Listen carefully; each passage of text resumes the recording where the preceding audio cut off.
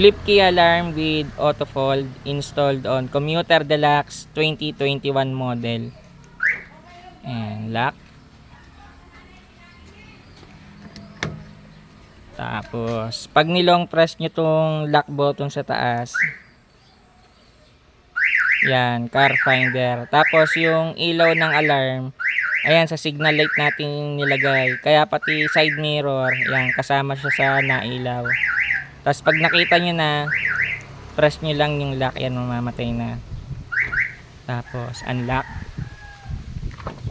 Ayan. Tapos ayan. Ito namang babang button, silent mode lock. Ayan. Kung gusto nyong i-lock ng walang tunog. Ayan. Tapos pag nag-unlock kayo, ayan, wala ring tunog. Tapos ayan. Yung alarm naman niya, halimbawa binasag yung salamin ninyo, tapos pinwersang buksan ng pinto, yan, mag-a-alarm yan.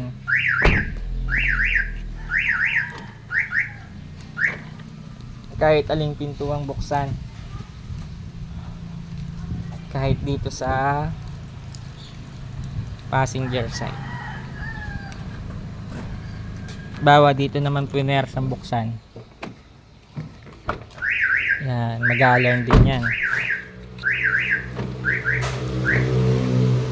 Kahit dito sa sliding.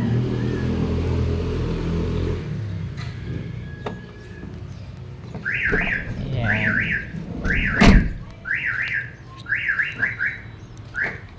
Kahit dito sa likod.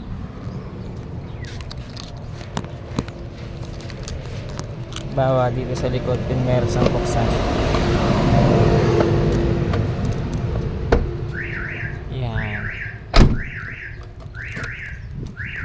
Mag-a-alarm yan. Kaya kahit aling pinto pwerseng buksan ng magnanakaw, ayan, makakasiguro kayong mag-a-alarm ang inyong sasakyan.